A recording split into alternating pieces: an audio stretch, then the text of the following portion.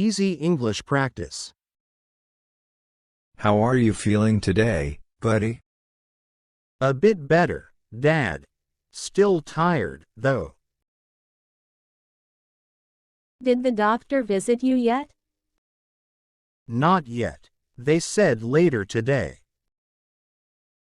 Are you worried about the tests? A little. I just want to know. It's normal to feel that way. We're here for you. Always. Thanks, Mom. That helps.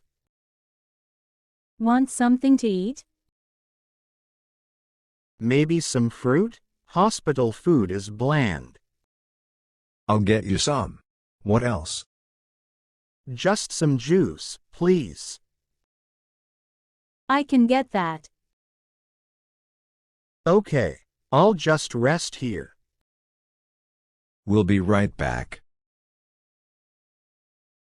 We'll make sure you're taken care of. Take it easy. You need your strength. I appreciate it, really. You're strong. You'll get through this. I'm lucky to have you both. I'm lucky to have you both.